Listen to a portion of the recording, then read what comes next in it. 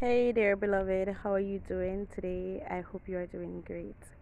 Guys, as you know by now, if you're following, I am in the book of Exodus. So I move away from Exodus 1 and 2. I am all the way down to chapter 5, as it is. So in chapter 5, there is this verse 2, and it says, And Pharaoh said, Who is the Lord that I should obey his voice to let Israel go? I know not the Lord, neither will I let Israel go. I know not the Lord, neither will I let Israel go. Remember, we talk about this Pharaoh not knowing Joseph, right? And here it is that Moses now is is having this back and forth with Pharaoh, but Pharaoh is saying, "Listen, I will not let Israel go." By this time in chapter 5, their bondage becomes very harder. Pharaoh is considering them to be a idle set of people because work is to be done, and they keep knocking at him to let them go that they may go out to serve this God of Israel. But he's saying, Listen, I know not the Lord. I know not this God of Israel, so I will not let you go to serve this God. You are idlers. You are a set of idlers. So because you have nothing to do, I am gonna, you know, I'm going to force hard labor. I'm going to let this word become more difficult. And as believers, as children of God, as people, persons will oppress you. Persons will come against you, as I said in my last video, simply because they don't know who you are and they don't know the God in whom you serve. We already covered this. Pharaoh despised the fact that they were increasing. And when we look at it, coming down, the Lord would say, Listen, Israel is my son. Israel is my son. Let my son go.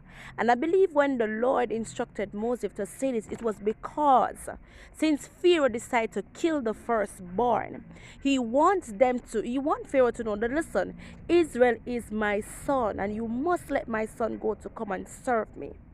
Because the Lord knew that he was going to challenge Pharaoh, not that Pharaoh stood a chance against him in his power, but because he dared to do this thing where he killed the firstborn. So God was saying, listen, Israel is my son, and you will let my son go, because he was gonna afflict them, not just the firstborn of the physical, the human, but everything. The firstborn of everything would be killed. Once it wasn't under the covenant, once it wasn't a part of the Hebrew, once it wasn't a part of Israel, it was gonna be killed. Persons will not know that, listen, your increase, your success, you going forward is not just you, but it's because of the God whom you serve. And because it is because of the God whom you serve, when you choose to strive with me, hallelujah to God, Rabakatutushete, you may defeat me. Yes, if it's just me, you can do that. But it's not just me. It's the God who is standing by me. It's the God who is fighting for me. It's the God who says, I am his daughter, that I am his son. They don't know. They don't know sometimes, for real, for real, for real, for real, for real, for real. Sometimes you don't know. Sometimes they don't know.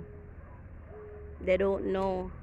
They don't know that sometimes, even when oppression just start, even when depression just start, even when opposition just start, even persecution just start, they don't know that the reason why you're still, you're still increasing, in that you're still, you have not lose strength, you have not lose faith, you have not lose hope, is because of the God whom you serve. It's because of the strength that you have been given in weakness, because the God does that.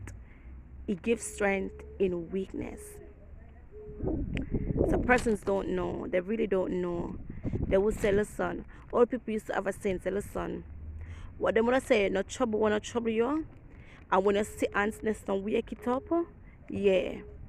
Yeah, some people must know. Yeah, yeah, man. Yeah, man. Some people must know sometime. Yeah, and not just me. If I did me alone, yeah, you could have, you would have, you might just win the battle. But some battles that it may look to you that it's just a battle, like it's just this one season, it's just this one battle, and you're winning. But listen, it's a war, and it has many battles, and it's not over. God is a man of war. God is a man of war, and He will fight for His son. And He is fighting for His daughter. Yes, and He will continue to do so.